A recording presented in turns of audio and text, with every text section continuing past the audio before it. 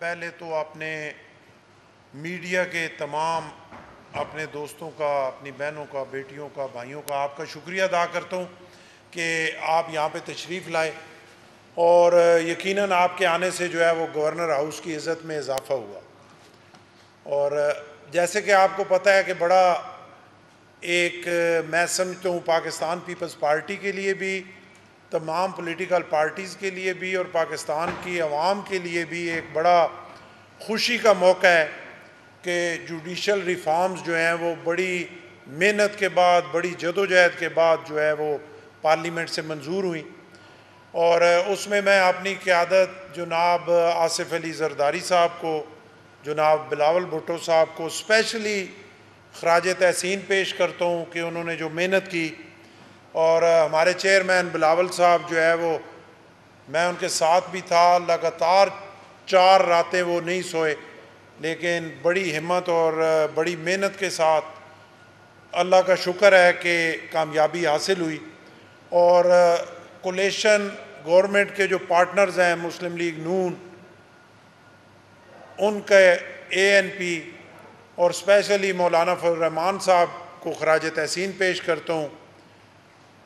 جن جن سینیٹرز نے، جن جن ایم این ایز نے اس میں ووٹ کاسٹ کیا، ان کو خراج تحسین پیش کرتا ہوں کہ یہ ایک بہت بڑی اچیومنٹ ہے، اور جوڈیشری کے حوالے سے بہت ساری مشکلات اور پریشانیاں جو پورے معاشرے کے اندر تھیں، اس تبدیلی کے ساتھ اس میں ہم بہتری کی توقع کر سکتے ہیں کہ ایک تو عام پبلک جو ہے اس سے بہت سفر ہو رہی تھی کہ بہت زیادہ پیڈنسی تھی، اور بہت زیادہ جو ہے وہ کیسز جو ہیں وہ پینڈنگ تھے، خاص کر بڑی عدالتوں میں، ہائی کورٹ اور سپریم کورٹ میں 10 15 سال میں باری نہیں آتی تھی، اور حکومتی کیسز جو ہے وہ سنے جاتے تھے۔ اور اس سے پہلے جو ہے جو 18ویں ترمیم میں، اور دوسرا ایک بہت بڑی ہمارے لیے، کم از کم پیپلز پارٹی کے جو ورکر ہیں، ہمارے لیے ایک بہت بڑی سیٹسفیکشن ہے کہ ہماری شہید قید شہید محترمہ بے نظیر بھٹو نے جو charter of democracy Mian Nawaz Sharif صاحب کے ساتھ سائن کیا تھا، آج اس کو کافی حد تک ہم امپلیمنٹ کرانے میں کامیاب ہو گئے، جو میں سمجھتا ہوں کہ پیپلز پارٹی کے لیے ایک بہت بڑا ایک تغمہ ہے اور بہت بڑی اچیومنٹ ہے۔ اور وہ محترمہ کا کیا ہوا جو ایک سگنیچر تھا، آج پیپلز پارٹی اس کو مکمل کرنے میں جو ہے وہ کامیاب ہوئی۔ جیسے کہ آپ نے دیکھا کہ 18ویں ترمیم کی گئی، اس پہ بہت لمبی ایک تقریباً 1.5 سال کی محنت تھی کنسنسس کے بعد، پھر 19ویں ترمیم میں ان چیزوں کو خراب کیا گیا کہ ایک ججز کی اپوائنٹمنٹ کے حوالے سے جو بیلنس آف پاور تھا اس کو اس سائیڈ پہ کر دیا گیا، جس کے بعد جو ججز تعینات ہوئے وہ چند بڑے چیمبرز سے ہوئے، اور اپنے ذاتی سوچ کے مطابق انہوں نے فیصلے دیے، ذاتی پسند ناپسند کے فیصلے دیے، جس سے معاشرے میں بھی بہت بڑی خرابی پیدا ہوئی، اور ملک کی بھی جو ہے وہ بدنامی ہوئی، اور انٹرنیشنل لیول پہ جو لوگ یہاں پہ آنا چاہتے تھے ان کے لیے بھی بڑی ایک انسلٹنگ پروسیس شروع کیا گیا۔ اور وہ جو فیصلے ہیں پچھلے غالباً 3 چیف جسٹس صاحبان کے، وہ میرا خیال ہے پاکستان کی جوڈیشری کی تاریخ میں جو ہے وہ اوورآل بھی اگر وہ تاریخ دیکھی جائے تو کوئی زیادہ اچھی نہیں ہے، شہید ذوالفقار علی بھٹو سے لے کے اور آج تک بھی۔ لیکن اب کم از کم ہم یہ توقع کرتے ہیں کہ جو طریقہ کار ججز کی اپوائنٹمنٹ کا ان ترامیم میں جو ہے وہ طے کیا گیا، اس کے بعد انشاءاللہ یقیناً چیزیں بہتری کی طرف بھی آئیں گی، اور وہ جو ہم 142 میں سے 130 پہ تھے، اب ہم توقع کر سکتے ہیں کہ وہ ہمارا معیار جو ہے جوڈیشری کا وہ بہتر ہوگا، اور لوگوں کو بھی انصاف ملے گا۔ اگر ایک غریب آدمی سالوں سے، کئی نسلوں سے جو ہے وہ دھکے کھا رہا ہے، تو ہم یہ توقع کر سکتے ہیں کہ اب اس کے دھکے کم ہوں گے، اور اسے ٹائم پہ جو ہے وہ انصاف جو ہے وہ ملے گا۔ ججز کی اپوائنٹمنٹ کے حوالے سے بھی جو ہے یہ بہت اچھا ہو گیا، اور ایک جو عمر کی حد ہے، ایج ہے، اس کو کم کیا گیا۔ ینگ جو ہمارے لائرز ہیں ان کو موقع ملے گا کہ وہ ان بڑی سیٹوں پہ آئیں گے، جو پہلے 45 تھی۔ ضیاء الحق نے اپنے مارشل لاء کے دور میں اس کو 40 سے 45 کیا تھا۔ اس ترمیم میں وہ 45 سے پھر 40 ہو گئی. تو اس میں بہت ساری جو ہے وہ اچھی چیزیں جو ہوئیں اور ان سے ہم یہ توقع کرتے ہیں کہ انشاءاللہ انصاف کا نظام جو ہے وہ بہتر ہوگا. اور بہت سارے ملکوں میں آپ دیکھیں تو پارلیمانی جمہوریت جہاں پہ ہے وہاں پہ پارلیمانی پارٹی جو ہے وہ ججز کی اپائنٹمنٹ کرتی ہے. اور ابھی یہ جو سسٹم بنایا گیا اس سے انشاءاللہ بہت بہتری آئے گی. میرٹ پہ ججز تعینات ہوں گے, وہ اکاؤنٹیبل ہوں گے, اور یہ نہیں ہوگا کہ جو سپریم کورٹ کے چیف جسٹس صاحب بیٹھیں گے تو وہ اس طرح کے فیصلے کر سکیں کہ ان کے منہ سے جو بات نکلے گی وہی قانون ہوگا, اور بجائے اس کے کہ وہ آئین کی تشریح کریں وہ ایک نیا آئین لکھنا شروع کر دیں. یہ ساری چیزیں جو ہیں وہ بہتری کی طرف آئیں گے اور اس کا سارے کریڈٹ اس پولیٹیکل گورنمنٹ کو جاتا ہے. وزیر اعظم پاکستان میاں شہباز شریف صاحب کو جاتا ہے, اور ہمارے پاکستان پیپلز پارٹی کی قیادت جناب پریزیڈنٹ آصف علی زرداری صاحب اور جناب بلاول بھٹو صاحب اور تمام پولیٹیکل پارٹیز کو جاتا ہے. ان کو جتنا بھی اپریشیٹ کیا جائے وہ کم ہے. اور آپ کا بہت شکریہ. اگر آپ نے آپ کوئی کویسچن کرنا ہے تو آپ ایک سیکنڈ سر ایک سیکنڈ کویسچنز کا ایک ڈیکرم بنا لیں ایک ایک سائڈ سے. جی نذیر بھٹی صاحب.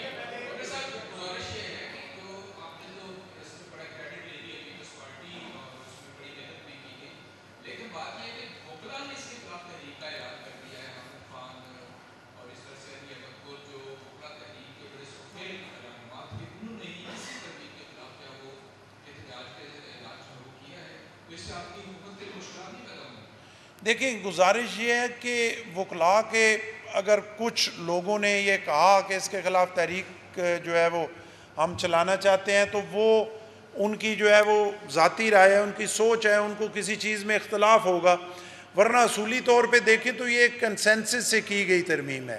اور اگر پی ٹی آئی اس میں نہیں بیٹھی, لیکن آپ دیکھیں کہ پی ٹی آئی اس پہ جو ہے وہ تھی, انہوں نے ساتھ شامل ہونا تھا. مولانا فضل الرحمان صاحب نے ان سے بہت ساری میٹنگز کی, لیکن جب پی ٹی آئی وہ اڈیالہ گئی تو وہاں سے پھر اس حکم نامے کے تحت جو پی ٹی آئی کی پارلیمانی پارٹی سے اس سے بیک آؤٹ ہو گئے. اسی کو دیکھ کر جو پی ٹی آئی کے وکلاء صاحبان ہیں ان میں سے کچھ نے اگر یہ کہا, میرا نہیں خیال کہ وکلاء تنظیمیں جو ہے وہ اس چیز کے خلاف کوئی تحریک جو ہے وہ چلائیں گی, بلکہ وکلاء تنظیمیں انشاءاللہ اس کو اپریشیٹ کریں گی. اور زیادہ تر وکلاء جو ہیں اس پہ سیٹسفائی ہیں کہ چیزیں اب بہتر ہوں گی. اور وہ جو ججز کے جو بڑے چیمبرز سے پسند کیے جاتے تھے اور لگائے جاتے تھے, اب چھوٹے چیمبرز میں جو وکلاء بہتر کارکردگی کے حامل ہیں ان کو بھی ججز کی اپرچونٹی ملے گی, اور وہ بھی جو ہے ہائی کورٹ اور سپریم کورٹ کے ججز انشاءاللہ تعینات ہوں گے. آپ کو دیتے ہیں وہ مائک آ گیا, پھر مائک آپ کو دیتے ہیں. اچھا چلیں جی.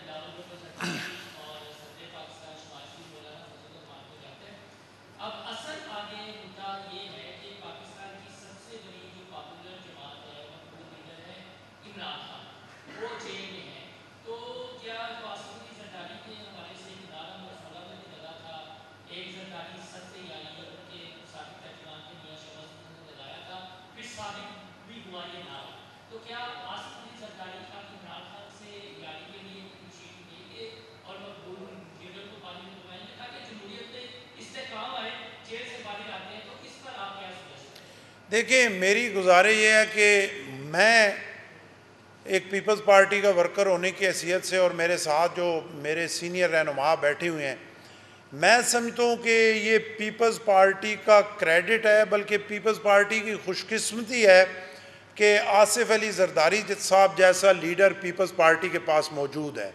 اگر موجودہ سینیریو میں آپ دیکھیں تو آج مجھے یہ کہنے میں کوئی دوسری آر ہی نہیں ہے, کوئی بات ہی نہیں ہے کہ آج اگر کولیشن گورنمنٹ یہ چل رہی ہے تو اس میں بہت بڑا حصہ جناب آصف علی زرداری کا شامل ہے کہ وہ پریزیڈنسی میں بیٹھے ہوئے ہیں تو معاملات کو وہ بہتری سے جو ہے وہ آگے بڑھا رہے ہیں. اور آصف علی زرداری تو دیکھیں وہ عظیم انسان ہیں کہ جنہوں نے 11 سال تک جیل کاٹی, جنہوں نے بہت ساری مشکلات برداشت کی, اور ان پہ وہ الزامات لگائے گئے کہ جن کا نہ کوئی سر تھا نہ اور پیر تھا, اور انہوں نے وہ سارا کچھ برداشت کیا. اور جنہوں نے ان کے ساتھ زیادتیاں کی تو آپ دیکھیں کہ وہ اتنا عظیم انسان ہے کہ وہ آگے 10 قدم آگے بڑھ کے ان کو گلے لگاتے ہیں.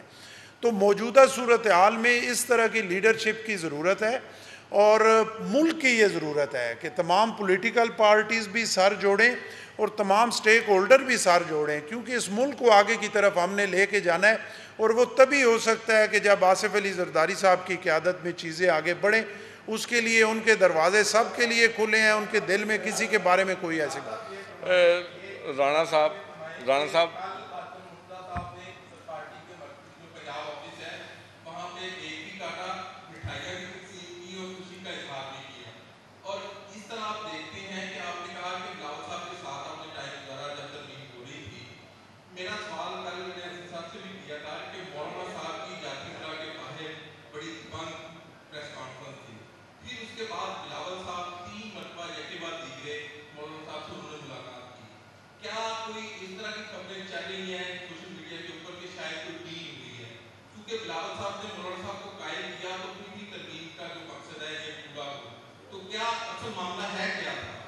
دیکھیں کوئی ڈیل نہیں ہوئی. مولانا صاحب نے بڑے زبردست طریقے سے جو ہے اپنی چیزیں ادھر رکھی, ایک ڈسکشن ہوا, تمام پوائنٹ ڈسکس ہوئے. ایک آدھ پوائنٹ پہ تھوڑا ڈیڈ لاک تھا, مولانا صاحب اس پہ 80% ایگری تھے, 20% نہیں تھے.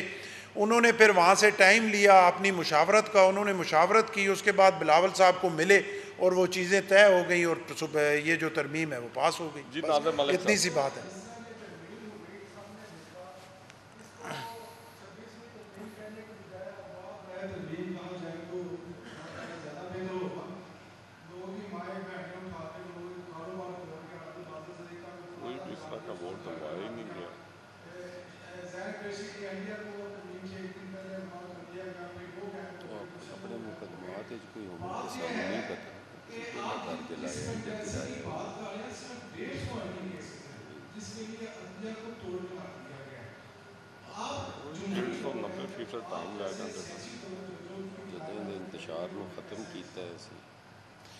دیکھیں بات یہ ہے کہ کسی کو کوئی نہیں اٹھایا گیا, کسی کے خلاف کوئی نیا کام نہیں کیا گیا. اگر کسی نے خود کوئی ایسا کیا ہے تو وہ تو اسی نے بھگتنا ہے نا, اس کی جگہ میں تو جیل نہیں جا سکتا.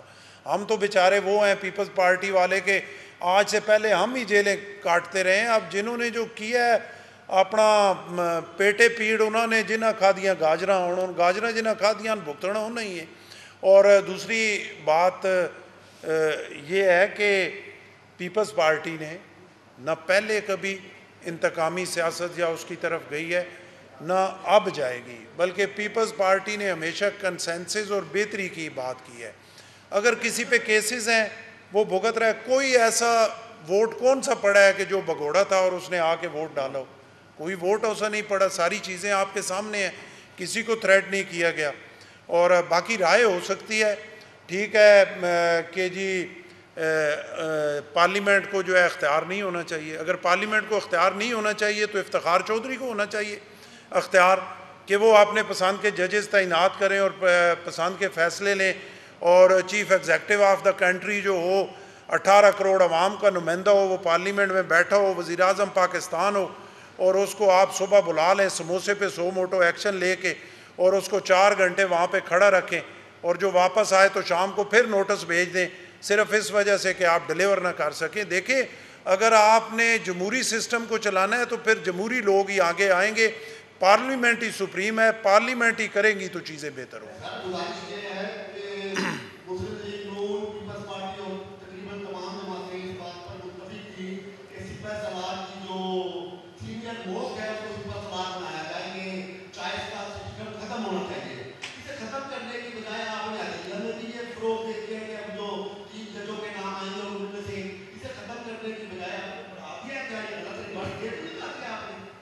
دیکھیں گزارش یہ ہے کہ یہ کسی کی چوائس نہیں ہے, اس میں ایک پارلیمانی کمیٹی ہے, جوڈیشل کمیشن ہے, سب نے مل کے بیٹھ کے اس میں ووٹنگ کرنی ہے, ایک ایک کو ڈسکس کرنا ہے. اگر ایک کوئی پرائم منسٹر کو اختیار دے دیا جاتا یا کسی فرد واحد کو دے دیا جاتا کہ ان ججز میں سے اپنی پسند ناپسند کرے, تو میں ذاتی طور پہ ایک پولیٹیکل ورکر ہوں, مجھے اس پہ گلہ ہوتا, میں ان چیزوں کو غلط ضرور کہتا. لیکن اب ایک بورڈ ہے, اس بورڈ نے ڈسکس کرنا ہے, اس میں ووٹنگ ہونی ہے, اکثریت نے فیصلہ کرنا ہے, اس میں اپوزیشن کے ووٹس بھی ہیں, اس میں گورنمنٹ کے ووٹس بھی ہیں, اس میں جتنی پولیٹیکل پارٹیز کی نمائندگی ہے ان کے ووٹس ہیں, سینئر ججز کے ووٹ ہیں, لا منسٹر کا ووٹ ہے, آپ کے اٹارنی جنرل کا ووٹ ہے. تو وہ چیزیں وہاں پہ جو ہوں گی بڑی ٹرانسپیرنٹ طریقے سے ہوں گی, اور میرا خیال ہے اس سے چیزیں آگے بہتر ہوں گی. لاسٹ کویسچن جی.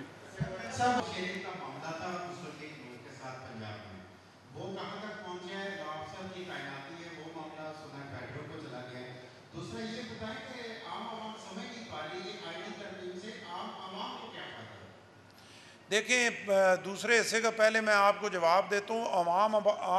عوام سمجھ پا رہی ہے. میں فتح جنگ کے چھوٹے سے دیہات کا رہنے والا ہوں. میں سمجھ پا رہا ہوں کہ میرا ادھر 5 کنال کا اگر کوئی جھگڑا ہے تو میری تیسری نسل پہ اس کا فیصلہ ہونا ہے. اور جب بھی میں بہت ساری, کیونکہ میں گراس روٹ لیول سے آیا ہوں, میں وہ دیکھ کے آیا ہوں کہ 20 سال سے اس 5 کنال کا فیصلہ میرا ہائی کورٹ میں لگ ہی نہیں رہا, میری باری ہی نہیں آ رہی. میں سپریم کورٹ میں جاتا ہوں, میں صبح جا کے کھڑا ہوتا ہوں, شام کو لیفٹ اوور ہو جاتا ہے اور میں گھر آ جاتا ہوں. جب لیفٹ اوور ہو جاتا ہے پھر اگلی باری اس کی 4 سال بعد آتی ہے. اور ججز نے وہاں پیٹ پہ ٹکر چلانے ہیں, انہوں نے حکومتی جو کیسز ہیں ان کو سننا ہے, اور انہوں نے یہ دیکھنا ہے کہ ٹی وی پہ میری باتیں جو ہے وہ کتنی ٹائم کے لیے آئے ہیں. جی ملک صاحب. یہ ملک صاحب کے بعد آپ کا. آپ بھی ملک صاحب, دونوں ملک ہی اور لسٹ سے 80 ہیں تسی کا. اچھا جی.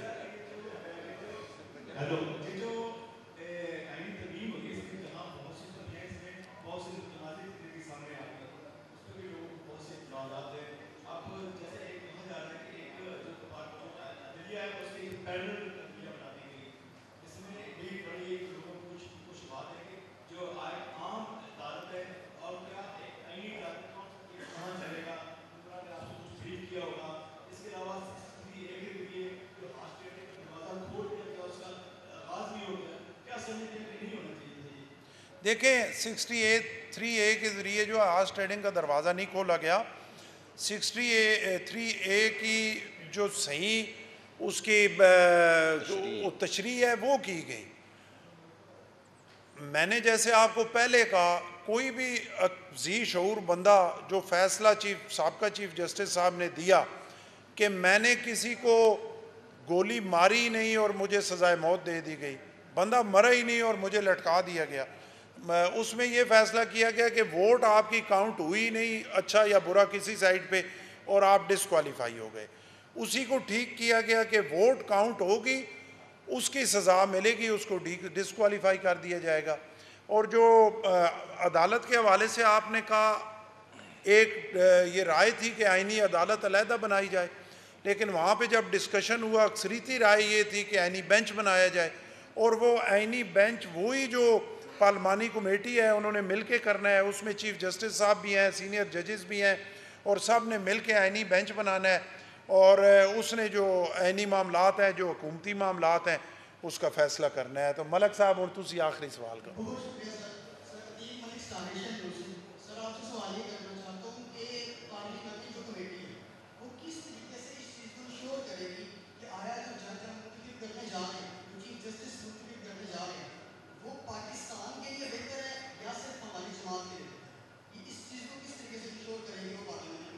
اس کو ملک صاحب اس طریقے سے انشور کرے گی کہ وہ جو پارلیمانی کمیٹی ہے وہ ساری صرف پیپلز پارٹی نہیں ہے, وہ صرف مسلم لیگ نون بھی نہیں ہے, وہ مولانا فضل الرحمان صاحب بھی نہیں ہے, وہ پی ٹی آئی بھی نہیں ہے, وہ اپنا جو باقی بلوچستان کی پارٹیز ہیں وہ بھی نہیں ہیں, ان سب کی نمائندگی اس میں شامل ہے. تو کوئی ایک پارٹی اگر چاہے گی بھی کہ یہ میرا پسندیدہ ہے تو وہ اس کو نہیں کر سکے گی, جب دوسرے جو ہے ان کے ساتھ شامل نہیں ہوں گے. تو ججز کا سارا جو ان کے کیسز ہیں, ان کے ان میں سے جو انہوں نے فیصلے کی ہوئی ہیں, وہ ساری چیزیں ان کے سامنے آئیں گی, اس کے مطابق وہ دیکھیں گے, اور جو سمجھیں گے کہ بہتر ہے وہ سب کے کنسنسس سے ہوگا. اس میں حکومتی سائڈ بھی ہوگی, اپوزیشن بھی ہوگی, اور سپریم کورٹ کی نمائندگی بھی ہوگی. میرا خیال ہے اس سے بہتر اور ٹرانسپیرنٹ طریقہ تو کوئی ہے ہی نہیں.